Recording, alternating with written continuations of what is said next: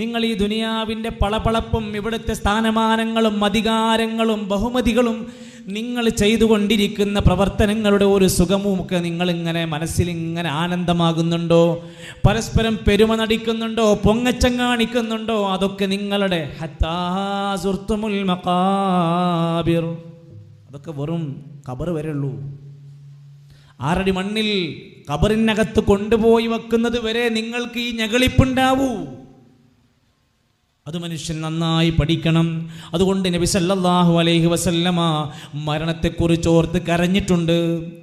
മരണം കണ്ട ഖബർ കണ്ട സമയത്ത് നബി തങ്ങൾ കരഞ്ഞതായി ഹദീസിൽ പറയുകയാണ്.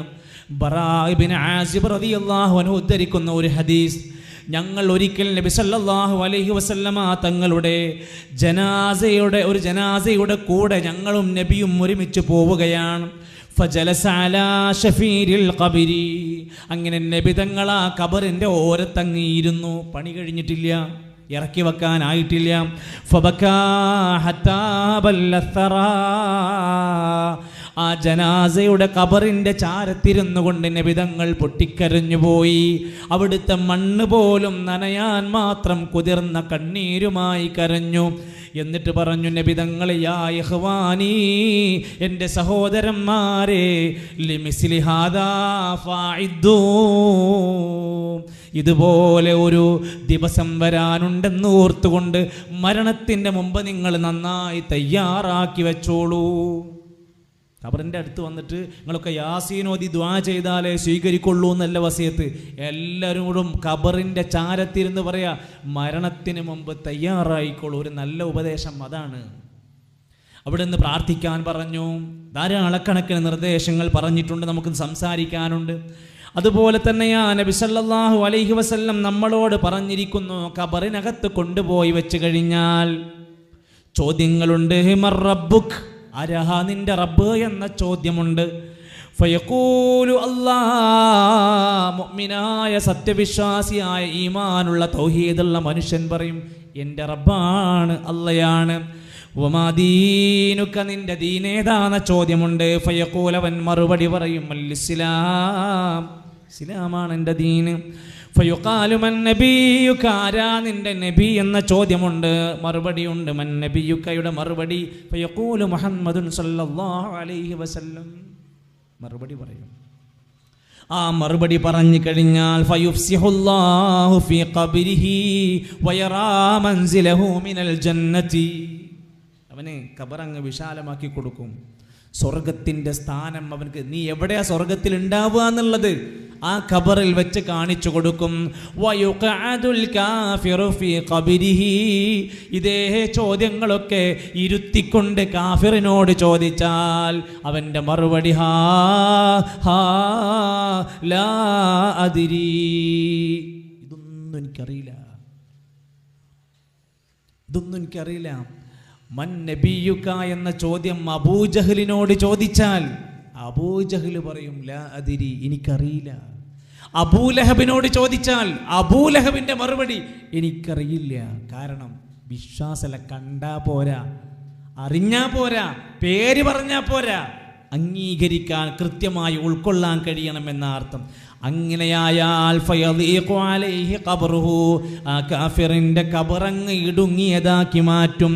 ഹത്താ തഖ്തലിഫ അദ്ലാഉഹു ഫീ, വാരിയല്ലുകൾ വരെ പൊട്ടിക്കേറുമാറുള്ള അവസ്ഥയാകും. വയറാ മൻസിലഹു ഫിന്നാർ, നരകത്തിൽ അവൻ്റെ സ്ഥാനം എവിടെയാണെന്ന് കാണിച്ചു കൊടുക്കും. വയുളറബു ദർബതൻ യസ്മഉഹാ മൻ ഫിൽ അർളി ഇല്ല സഖലൈൻ, മനുഷ്യവർഗവും ജിന്നുവർഗവും അല്ലാത്തവരൊക്കെ കേൾക്കാൻ മാത്രം ശബ്ദത്തിലായി ശക്തമായ പ്രഹരം അവർക്ക് അടി ഇങ്ങനെ ഖബറിനകത്ത് കിട്ടിക്കൊണ്ടിരിക്കും. ഹദീസിൽ, ഇസ്ലാമിൽ, പ്രമാണങ്ങളിൽ ഇതൊക്കെ വ്യക്തമായി പഠിപ്പിച്ച കാര്യമാണ്. ഇതൊന്നും ഒരാളും ഈ നാട്ടിലോ നമ്മൾ ആരും തന്നെ ഇതൊന്നും നിഷേധിക്കുന്ന കാര്യങ്ങളല്ല.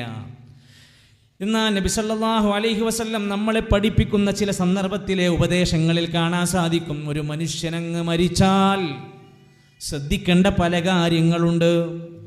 ഒരു ജനാസയുമായി ബന്ധപ്പെട്ട കാര്യമാണെങ്കിൽ ശ്രദ്ധിക്കേണ്ടുന്ന, പഠിക്കേണ്ടുന്ന കാര്യങ്ങളുണ്ട്. ഏറ്റവും ചുരുക്കി നമ്മൾ മനസ്സിലാക്കുകയാണെങ്കിൽ അവിടെ കാണാം, നബി സല്ലല്ലാഹു അലൈഹി വസല്ലമ പഠിപ്പിച്ച മര്യാദകളിൽ നമ്മൾ പഠിക്കുക ഏറ്റവും ചെറിയ വിശദീകരണം മാത്രം ചുരുങ്ങി സംസാരിക്കാൻ ആഗ്രഹിക്കാം.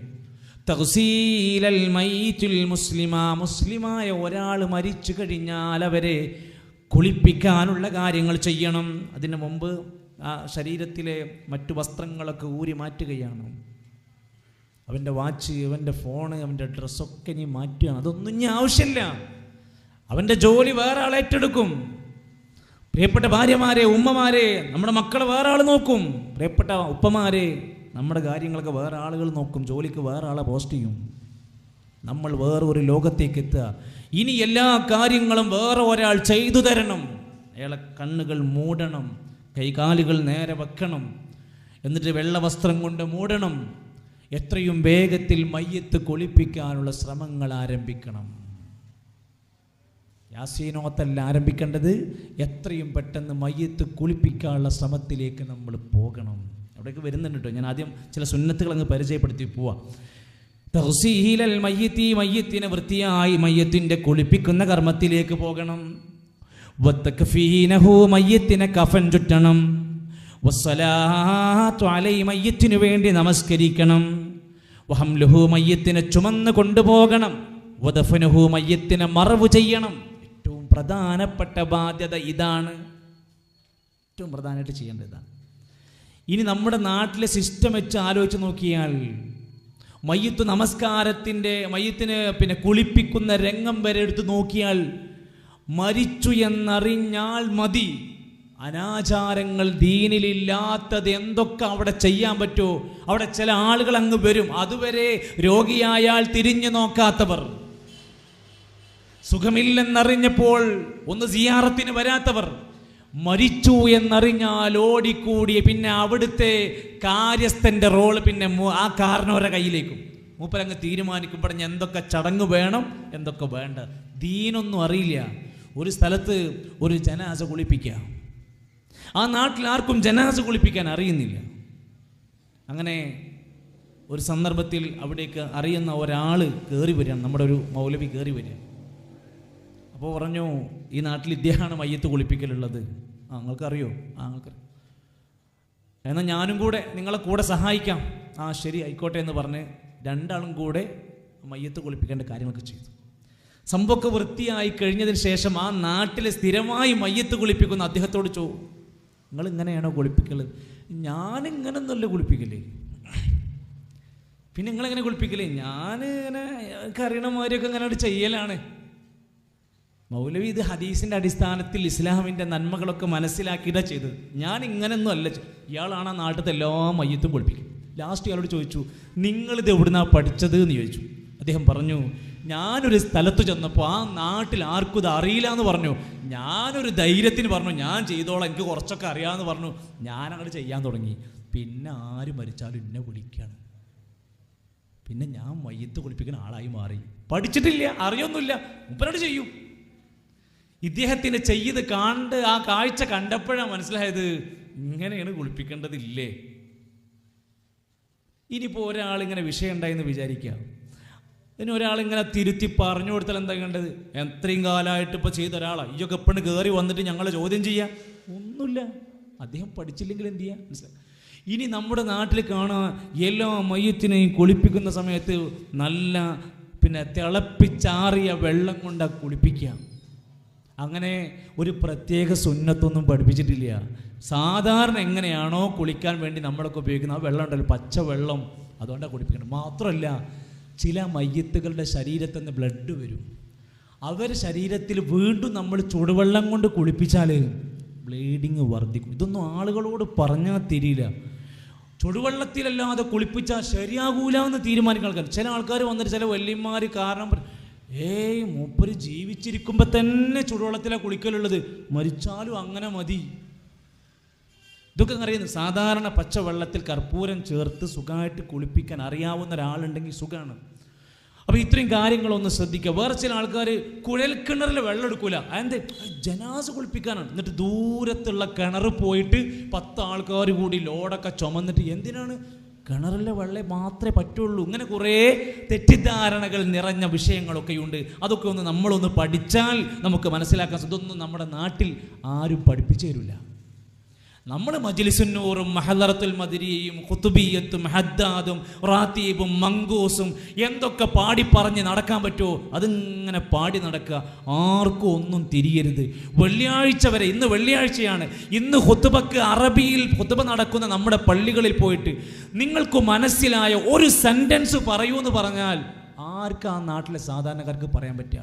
500 കൊല്ലം ഈ ഖുതുബ അങ്ങനെ കേട്ട് ഇരുന്നാൽ ഇയാൾക്ക് എന്ത് സുന്നത്താ പഠിക്കാൻ പറ്റുക? ഇയാൾക്ക് എന്ത് ബിദ്അത്താ തടുക്കാൻ പറ്റുക? ഇയാൾക്ക് മയ്യിത്ത് പരിപാലനം പഠിക്കാൻ പറ്റുമോ? ദുആ പഠിക്കാൻ പറ്റുമോ? ഹദീസ് പഠിക്കാൻ പറ്റുമോ? ഒന്നുമില്ല. അവിടെ ഒരു ഒച്ച കേൾക്കുക, ഇറങ്ങിപ്പോവുക.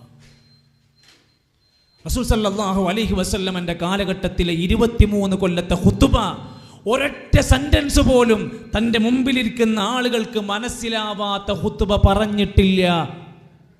തെളിവ് പറയും. 23 കൊല്ലത്തെ ഖുതുബക്കിടയിൽ മിമ്പറിൽ വെച്ചുകൊണ്ട് തൻ്റെ മുമ്പിലിരിക്കുന്ന സ്വഹാബത്തിന് മനസ്സിലാവാത്ത ഒരു സെന്റൻസ് വായിച്ചിട്ടില്ല, ഉദ്ധരിച്ചിട്ടില്ല. എന്തിൻ്റെ അർത്ഥം? അത് ജനങ്ങൾക്കുള്ള ഉപദേശമാണ്. അറബിയായാൽ പോരാ, ജനങ്ങൾക്കത് മനസ്സിലാവണം. ഇതൊന്നും പഠിപ്പിക്കൂല. ഖുറാൻ ക്ലാസ് ഉണ്ട് നമ്മുടെ നാട്ടിലെ പള്ളികളിൽ. ഖുറാനൊന്നും സാധാരണക്കാർക്ക് പഠിക്കാല്ല. അവർക്ക് മജ്ലിസുന്നൂർ, അവർക്ക് നാരിയ സ്വലാത്ത്, അവർക്ക് ആണ്ട്, ഉറൂസ്, ദീനിന്റെ വ്യവസ്ഥകൾ പഠിക്കാതെ പോയി. ഇനി ഒരാൾ അറിയും, പഠിക്കാൻ ശ്രമിച്ചു, അവന്റെ മേൽ മുദ്രകുത്തി പുത്തൻവാദി. ഇതാ ഈ സദസ്സിലിരിക്കുന്ന നിങ്ങളൊക്കെ ശ്രദ്ധിച്ചോളൂ. നാളെ നിങ്ങളുടെ പോക്കറ്റിൽ നിങ്ങളുടെ ഷർട്ടും എഴുതി ഒട്ടിക്കാൻ പോവാണ്. നിങ്ങൾ പുത്തൻവാദിയായി. നിങ്ങളെ വയല് കേട്ടു, നിങ്ങളൊരു പ്രസംഗം കേൾക്കുന്നതോടുകൂടെ നിങ്ങൾ പുത്തൻവാദിയായി കഴിഞ്ഞു. ദീനിലുള്ള നോക്കൂ നിങ്ങൾ സഹോദരങ്ങളെ, ഏറ്റവും ലളിതമായി നിങ്ങൾ പഠിച്ചോ, ഏറ്റവും ലളിതമായി പഠിച്ചോ. റസൂൽ കരീം സല്ലല്ലാഹു അലൈഹി വസല്ലമ തങ്ങളുടെ കാലഘട്ടത്തിൽ രാവിലെ എഴുന്നേറ്റത് മുതൽ രാത്രി കിടക്കുന്നത് വരെ 100 കണക്കിന് ദിക്റുകൾ പഠിപ്പിച്ചു തന്നു. നമ്മൾ സുന്നത്ത് നമസ്കരിക്കുന്നു, റവാത്തിബ് നമസ്കരിക്കുന്നു. എത്ര കാലം പഴക്കണ്ട്? 1400 കൊല്ലം പഴക്കണ്ട്. ശരിയാണ്. മയ്യിത്ത് നമസ്കരിക്കുന്നു, എത്ര കാലം പഴക്കമുണ്ട്? 1400 കൊല്ലം പഴക്കണ്ട്. വാഹനത്തിൽ കയറിയാൽ സുബ്ഹാനല്ലദീ സഖറ ലനാ ഹാദാ വമാ കുന്നാ ലഹു മുഖ്രിനീൻ എന്ന് പ്രാർത്ഥിക്കുന്നു. 1400 കൊല്ലം പഴക്കണ്ട്. ആയത്തുൽ കുർസി ഇങ്ങനെ ഓരോന്നെടുത്തോ, നമ്മൾ സ്ഥിരമായി ചൊല്ലുന്ന, നമ്മൾ പഠിച്ച് മനസ്സിലാക്കിയ കാര്യം. എന്നാൽ മുഹിയുദ്ദീൻ മാലക്ക് എത്ര പഴക്കമുണ്ട്? 300 കൊല്ലം. ഹദ്ദാദിന് എത്ര പഴക്കമുണ്ട്? 700 കൊല്ലം. സ്വലാത്ത് വാർഷികത്തിന് എത്ര പഴക്കമുണ്ട്? 30 കൊല്ലം. മജ്ലിസുന്നൂറിന് എത്ര പഴക്കമുണ്ട്? 15 കൊല്ലം. മഹദറത്തുൽ ബദരിയക്ക് എത്ര പഴക്കമുണ്ട്? 15 കൊല്ലം. നമ്മൾ എന്താ പറഞ്ഞത്? 14 നൂറ്റാണ്ട് മുമ്പ് പഠിപ്പിച്ച ആ ദീന് നിങ്ങൾ പഠിക്കണേ, പകർത്തണേ, പ്രചരിപ്പിക്കണേ എന്ന് പറഞ്ഞപ്പോൾ നമ്മളെപ്പറ്റി പറഞ്ഞു നിങ്ങൾ പുത്തൻവാദികളാണ്. വിരോധാഭാസം എന്നല്ലാതെ ഇവരോട് എന്തും പറയാനും. നമ്മൾ എന്താ പറഞ്ഞിരിക്കുന്നു നോക്ക്. നമ്മളെക്കുറിച്ച് നമ്മളാണ് പറയേണ്ടത്. അതുകൊണ്ട് ജനാസ കുളിപ്പിക്കുന്നിടത്ത് സൂചിപ്പിച്ചത്, ദീൻ എന്ന് പറഞ്ഞാൽ കേരളത്തിൽ മാത്രം ഒരു 4 ആൾ കൂടി ഉണ്ടാക്കിയ ഒന്നല്ല.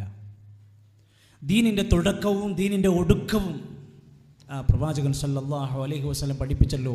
അവസാനം വിജ്ഞാനം, അറിവ് മദീനയിലേക്ക് ചുരുങ്ങുമെന്ന് പറഞ്ഞല്ലോ. ആ മദീന നിവാസികൾക്ക് പോലും പരിചയമില്ലാത്ത ആഭാസങ്ങളും ആചാരങ്ങളും കൊണ്ടുവന്നിട്ട് ഈ ഉമ്മത്തിന് ഏറ്റവും വലിയ ഉദാഹരണം നോക്കൂ നിങ്ങൾ. കുത്തറാത്തീബ്. ഏതെങ്കിലും ഒരു സ്വഹാബി തൻ്റെ ശരീരത്തിലെ ചോര ഒലിപ്പിച്ചുകൊണ്ട് ഒരു ഇബാദത്ത് ചെയ്യുന്ന രംഗം നിങ്ങൾക്ക് ഹദീസിൽ, ഖുർആനിൽ കാണിച്ചു തരാൻ സാധിക്കുമോ? സ്വന്തം ശരീരത്തിലേക്ക് കത്തിയെടുത്ത് കുത്തുന്ന കുത്തറാത്തീബ് ദിക്റിന്റെ പേര് പറഞ്ഞ് നടത്തിക്കൊണ്ടിരിക്കുക. ആ കുത്തുന്നത് എങ്ങനെയാ? ചെരിച്ചു കുത്തുക, ഇങ്ങനെ തൊലിമക്കൂടെ ഇങ്ങനെ കുത്തുക. നേരെ കുത്തണ്ടേ ഇവര്? ചെയ്യണില്ല.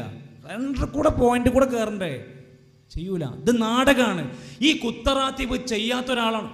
ഓനക്കൊന്നും ദീനില്ല, ഓരൊക്കെ പുത്തൻവാദികളാണ്. ഇത് ചെയ്യാത്തവനൊന്നും ഇസ്ലാമില്ലാത്തവനാണ്. ഇതിനെ എതിർക്കുന്ന ആളുകൾ, അവർ മരിച്ചാൽ കാണരുത്, പോകരുത്, ചിരിക്കരുത്, അവരുള്ള ബസ്സിൽ നിങ്ങൾ കയറരുത്. ഇത്രക്ക് പേടിയാണ്. എന്തത്ര പേടിക്കാൻ മാത്രം? ഞങ്ങളെ കയ്യിൽ ഒരു സാധനമുണ്ട്, അത് കിതാബല്ലാഹി വസുന്നത റസൂലി. ഇവിടെ എഴുന്നേറ്റുന്ന് സംസാരിക്കാൻ നമുക്ക് ധൈര്യം തരുന്നത് മറ്റൊന്നുമല്ല, റസൂലുള്ളാഹി സ്വല്ലല്ലാഹു അലൈഹി വസല്ലം മരിക്കുന്നതിൻ്റെ മുമ്പ് പറഞ്ഞു, തറക്തു ഫീകും അംറൈൻ, ഞാനിതാ നിങ്ങൾക്ക് 2 കാര്യം വിട്ടേച്ചാണ് പോകുന്നത്. ആ 2 കാര്യം നിങ്ങൾ മുറുകെ പിടിച്ചാൽ ലൻ തളില്ലൂ മാ തമസ്സക്തും ബിഹിമാ, അത് 2ഉം മുറുകെ പിടിച്ചാ നിങ്ങൾ പിഴക്കൂല. കിതാബല്ലാഹി വസുന്നത റസൂലി. ഭൂരിഭാഗം എന്താണെന്ന് നോക്കണ്ട, നാട്ടുകാരെന്താണെന്ന് നോക്കണ്ട, ബാപ്പകാരണോമാരെന്താണെന്ന് നമ്മൾ അറിയേണ്ടതില്ല. സുഹൃത്തുക്കൾക്ക് ഇഷ്ടമുണ്ടോ, അയൽവാസിക്ക് ഇഷ്ടമുണ്ടോ, നമ്മൾ അത് പരിഗണിക്കുന്നില്ല. അള്ളാന്റെ കിതാബ് എന്ത് പറഞ്ഞു?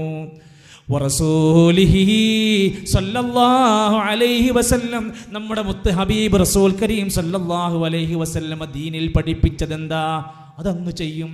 അത് ജനങ്ങൾക്ക് ഇഷ്ടമുണ്ടാകില്ല, ജനങ്ങൾക്ക് എതിർപ്പുണ്ടാകും. പരമ്പരാഗതമായി നാട്ടിൽ പണമുണ്ടാക്കാനും വരുമാനം ഉണ്ടാക്കാനും ജനങ്ങളെ പോക്കറ്റുകൾ ചൂഷണം ചെയ്യാനും പുരോഹിതന്മാർ ശ്രമിക്കുമെന്ന് വിശുദ്ധ ഖുർആനാണ് നമ്മളെ പഠിപ്പിക്കുന്നത്. യാ അയ്യുഹല്ലദീന ആമനൂ, സത്യവിശ്വാസികളെ, ഇന്ന കസീറം മിനൽ അഹ്ബാരി വറുഹ്ബാൻ ലയഅകുലൂന അംവാലൻ നാസി ബിൽ ബാതിലി വയസുദ്ദൂന അൻ സബീലില്ലാഹ്. ഈ ആയത്ത് കുറിച്ചു വെച്ചോ വിശ്വാസികളെ. ഭൂരിഭാഗം വരുന്ന പണ്ഡിത പുരോഹിതന്മാർ ജനങ്ങളുടെ സമ്പത്ത് അന്യായമായി തിന്നുകൊണ്ടിരിക്കും. കുറച്ചല്ല, ഭൂരിഭാഗം പണ്ഡിത പുരോഹിതന്മാർ ജനങ്ങളുടെ സമ്പത്ത് തിന്ന് കൊടുത്തുകൊണ്ടിരിക്കും. വയസുദ്ദൂന അൻ സബീലില്ലാഹ്. തിന്നങ്ങോട്ട് പോകുകയാണെങ്കിൽ പോട്ടെ എന്ന് വിചാരിക്കായിരുന്നു. തൻ്റെ മുമ്പിലുള്ള മഹല്ല് നിവാസികളെ, ജനങ്ങളെ മുഴുവൻ ദീനിൽ നിന്ന് അവർ വഴിതെറ്റിക്കുന്നവരാവുകയും ചെയ്യും. അവരങ്ങോട്ട് ദീന് പ്രഖ്യാപിക്കും. ഇപ്പം നിങ്ങളിവിടെ നാട്ടിലെ കാര്യങ്ങളൊക്കെ പറഞ്ഞല്ലോ, ഈ സംഭവമൊന്നും ഞങ്ങളെ പാലക്കാട് ജില്ലയിലില്ല. യാസീൻ ഓതിയിട്ട് പ്രാർത്ഥിച്ചെങ്കിലേ ശരിയാവുള്ളൂ. പാലക്കാട് ജില്ലയിലില്ല. ഞാൻ മലപ്പുറം ജില്ലയിൽ കൂടെ പോകാറുള്ള, ജോലി ചെയ്യുന്ന ആളാണ്. അവിടെ കണ്ടിട്ടില്ല. അങ്ങനെയുണ്ട് ഇസ്ലാം ഒരു ജില്ലയിൽ, ഒരു ഗ്രാമത്തിൽ, ഒരു മഹല്ലിൽ മാത്രമേ നിയമം. ഇസ്ലാമിൽ നിയമം ഉണ്ടാവില്ല.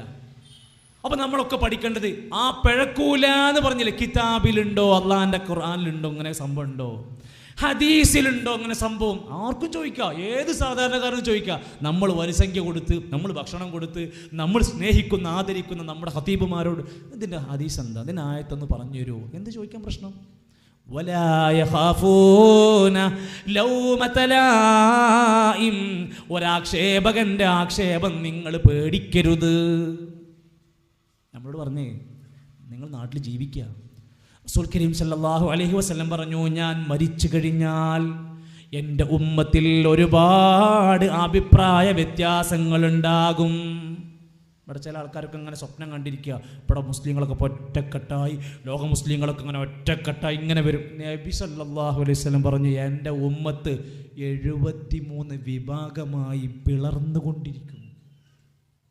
അതിനേക്കാളൊന്നും വലിയ പ്രവചനം വരല്ല.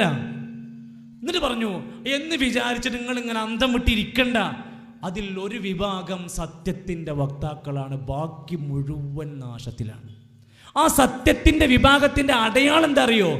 മാ അന അലൈഹിൽ യൗമ വഅസ്ഹാബീ, ഞാനും എൻ്റെ സ്വഹാബത്തും നിലക്കൊണ്ട മാർഗത്തിലാണോ അവരാണ് യഥാർത്ഥ അഹ്ലുകാർ. അപ്പോൾ സുഖായി. നമ്മുടെ നാട്ടിൽ മരണാനന്തരം നടന്നുകൊണ്ടിരിക്കുന്ന ചടങ്ങുകളൊക്കെ സ്വഹാബത്ത് ചെയ്തിരുന്നോ എന്നാണ് ചേർത്ത് വെച്ചാൽ മതി. ആരാണ് അഹ്ലുസുന്ന എന്ന് കറക്റ്റ് തരും. നമുക്ക് വായിക്കാം. ഞാൻ കിതാബ് എടുത്ത് വായിക്കാം. പള്ളി ദർസിലെ കിതാബാണ് ഞാൻ അന്ന് വായിക്കാൻ പോണത്. പ്രശ്നം കഴിഞ്ഞല്ലോ. മുജാഹിദിൻ്റെ കിതാബ് വായിക്കണില്ല, ഞങ്ങൾക്ക് കിതാബില്ല, നമുക്ക് സർക്കുലർ ഇല്ല. ഞാൻ പള്ളി ദർസിലെ കിതാബാണ് വായിക്കാൻ പോണത്. അതിൽ പറയുന്നുണ്ട് ഒരു ജനാസയുടെ കർമ്മങ്ങളിൽ നമ്മൾ എന്തൊക്കെ കാര്യങ്ങൾ ശ്രദ്ധിക്കണം എന്നുള്ളത്. ഇപ്പോൾ പൊളിക്കാൻ പോവാണ്. മറുപടി ഉണ്ടെങ്കിൽ പറ്റുമെങ്കിൽ ഒരു പറയട്ടെ, അവർ ജനങ്ങളെ ബോധ്യപ്പെടുത്തട്ടെ. എന്താണ് എനിക്ക് പറയാനുള്ളതെന്നറിയോ? ഹദീസിൻ്റെ അടിസ്ഥാനത്തിൽ ഇസ്ലാമിക ലോകത്ത് പണ്ഡിതന്മാർ പറഞ്ഞ് പഠിപ്പിക്കാം. അങ്ങനെ മയ്യത്തുമായി ബന്ധപ്പെട്ട പ്രവർത്തനങ്ങൾ, ഇത്രയും കാര്യങ്ങൾ ശ്രദ്ധിക്കണം. കഫൻ ചെയ്യുമ്പോൾ ശ്രദ്ധിക്കേണ്ട കാര്യങ്ങളൊക്കെ പറഞ്ഞു. വയുസന്നു ഖിയാമുൽ ഇമാമി വൽ മുൻഫരിദ് ഇൻദ സദ്രിർ റജുലി. പുരുഷനാണ് മരിച്ചതെങ്കിൽ ജനാസയുടെ ഇമാമ് നിൽക്കുന്നവൻ സ്വദറിൻ്റെ ഭാഗത്തായി, നെഞ്ചിൻ്റെ ഭാഗത്തായി ഇമാമ് നിൽക്കാൻ, തലയുടെ ഭാഗത്തായി ഇമാമ് നിൽക്കാൻ പറഞ്ഞു. വവസത്തുൽ മർഅതി, പെണ്ണാണ് മരിച്ചതെങ്കിൽ പെണ്ണിൻ്റെ മധ്യഭാഗത്തായി, വയറിൻ്റെ ഭാഗത്തായി ഇമാമ് നിൽക്കാൻ പറഞ്ഞു. യുകബ്ബിറു അർബഅ, 4 തക്ബീറോടെ നമസ്കരിക്കാൻ പറഞ്ഞു. ഓരോ തക്ബീറിനും കൊണ്ട് കൈകൾ ഉയർത്തിക്കൊണ്ട് തക്ബീർ ചൊല്ലാൻ പറഞ്ഞു. ഒന്നാമത്തെ റക്അത്തിൽ ഫാത്തിഹ ഓതാൻ ഹദീസിൽ വന്നിരിക്കുന്നു. രണ്ടാമത്തെ റക്അത്തിൽ നബി സല്ലല്ലാഹു അലൈഹി വസല്ലമിന്റെ പേരിൽ സ്വലാത്ത് ചൊല്ലാൻ പഠിപ്പിച്ചിരിക്കുന്നു. നബി പഠിപ്പിച്ച ഒരാൾ ആ സ്വലാത്ത് ചൊല്ലേണ്ട സ്ഥലത്ത് ഫാത്തിഹ ഓതിയ എന്താ പറയാ? അയാൾ സുന്നത്തിനെതിരാണ്. ഫാത്തിഹനെ കുറ്റം പറയേ, അല്ലാഹ് ഫാത്തിഹ എത്ര പോലും ശരിയാണ്, ഫാത്തിഹ നല്ല തന്നെയാണ്, പക്ഷെ അവിടെ പഠിപ്പിച്ചിരിക്കുന്നത് സ്വലാത്താണ്. അപ്പോൾ അവിടെ എന്താ? അവിടെ സ്വലാത്താണ് സുന്നത്ത്. അവിടെ ഈ തത്വങ്ങൾ അങ്ങനെ പഠിച്ച് മനസ്സിലാക്കി പോവുക. പിന്നെ മയ്യത്തിന് വേണ്ടിയുള്ള പ്രാർത്ഥന, 4-ാമത്തേതിൽ സലാം വീട്ടലാണ്. ഒരു ചാണിലധികമായി ഖബർ ഉയർത്തുന്നത് ഹറാമാക്കിയിട്ടുണ്ട്.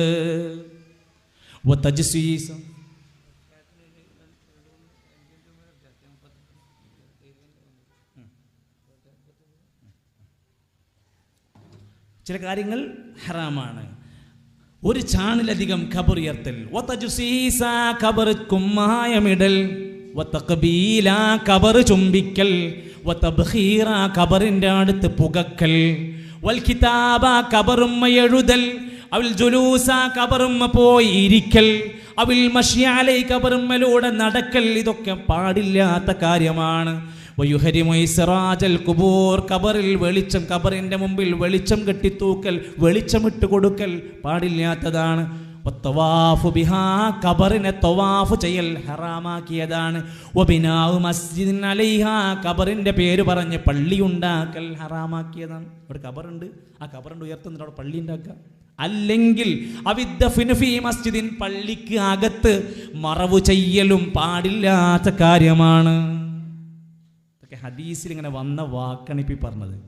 ഇതൊന്നും നമുക്ക് മാത്രം കിട്ടിയതല്ല, ഈ പള്ളി ദർസിലുണ്ട്. ഇതൊക്കെ പള്ളി ദർസിൽ സ്വഹീഹുൽ ബുഖാരിയിൽ, സ്വഹീഹ് മുസ്ലിമിലുണ്ട്. നിങ്ങൾ പോയി ചോദിക്ക്, ഇങ്ങനെയൊക്കെ ഉണ്ടോ? എന്തിനാ നമ്മൾ മടിക്കണ്? പള്ളി ദർസിൽ വെച്ച് ഓതിക്കൊണ്ടിരിക്കുന്ന ഹദീസിന്റെ കിതാബിലാണ് ഈ വന്നത്.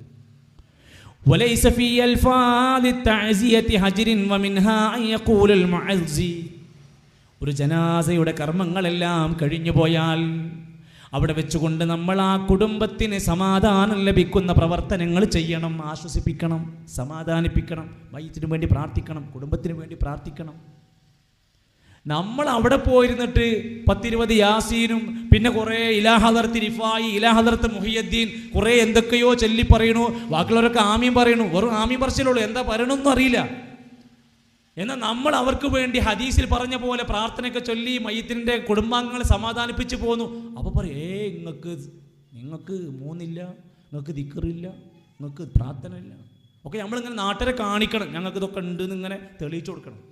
ഹദീസിൽ പറയാ, നീ അങ്ങനെ ഒരു ജനാസന്റെ വീട്ടിൽ പോയാൽ അവിടെ പോയി ഇരുന്നിട്ട് ചോറും തിന്നിട്ട് ആ യതീമായ കുട്ടിൻ്റെ മുമ്പെന്ന് പല്ലി കുത്തി നീ ചോരല്ല.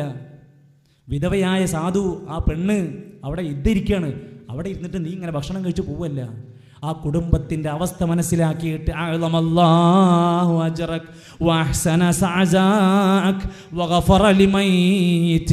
നിന്റെ മയ്യത്തിനല്ല പുറത്തു കൊടുക്കട്ടെ, നിനക്ക് അല്ലാഹു മഹത്തരമായ പ്രതിഫലം നൽകട്ടെ, നിനക്ക് അല്ലാഹു സമാധാനം നൽകട്ടെ എന്ന് കുടുംബത്തിന് വേണ്ടി പ്രാർത്ഥിച്ചു കൊണ്ട് പോരണം.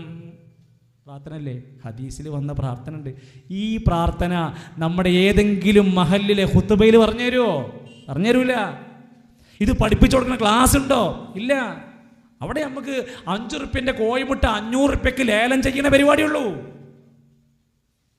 എന്തൊക്കെ ലേലം ചെയ്തുകൊണ്ടിരിക്കുന്നത്? കച്ചവടമാണ്.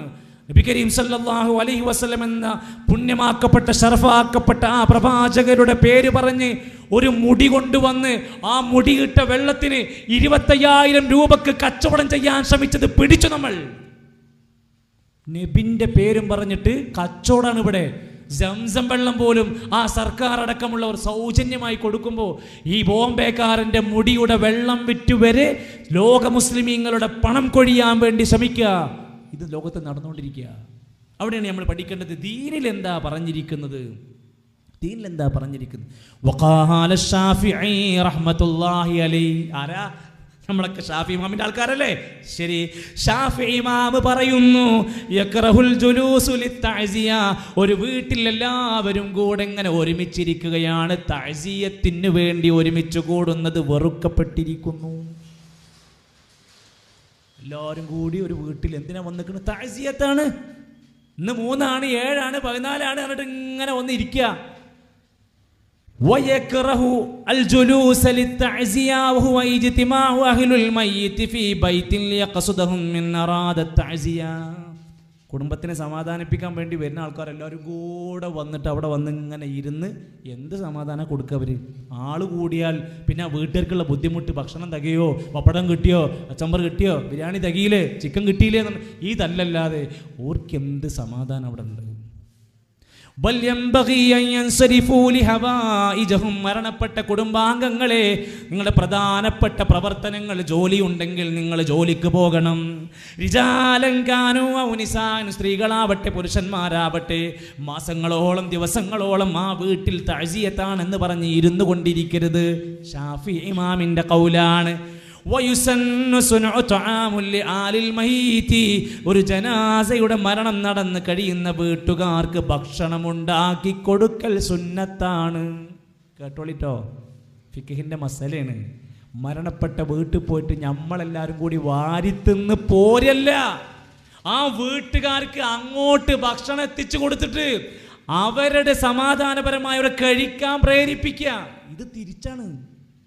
ഇത് തിരിച്ചാണ് നമ്മുടെ നാട് നടക്കുന്നത്. മരിച്ചു എന്ന് പറഞ്ഞാൽ സന്തോഷമുള്ള കുറേ നാട്ടുകാരുണ്ട്. പിന്നെ കുറച്ച് ദിവസത്തിന് തീറ്റയും പൈസയും, ഓതിയാ പൈസ, പ്രാർത്ഥിച്ചാ പൈസ.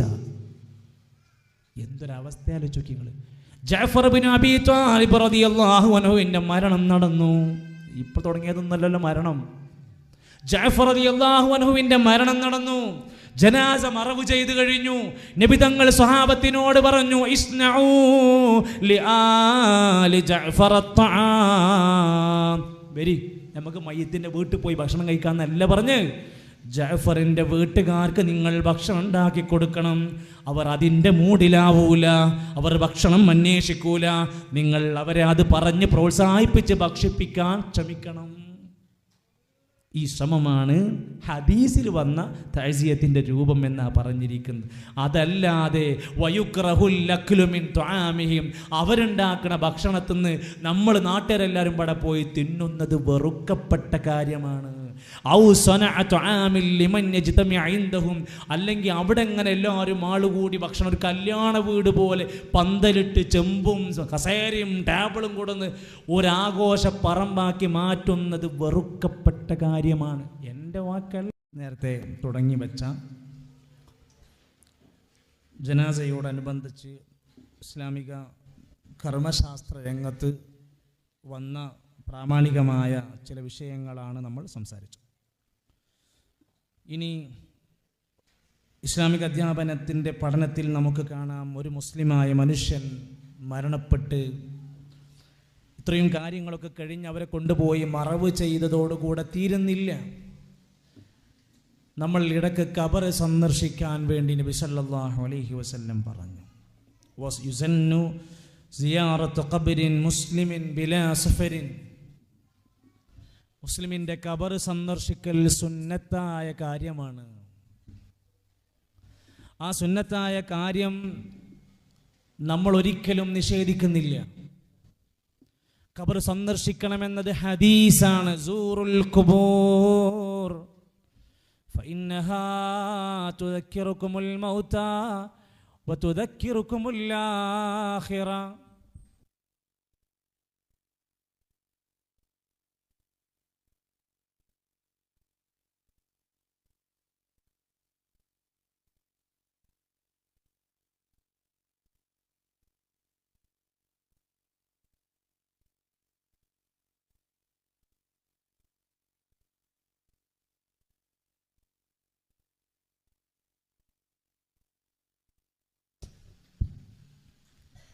നബി സല്ലല്ലാഹു അലൈഹി വസല്ലം പറഞ്ഞു, സൂറുൽ ഖുബൂർ, നിങ്ങൾ ഖബർ സന്ദർശിക്കണം.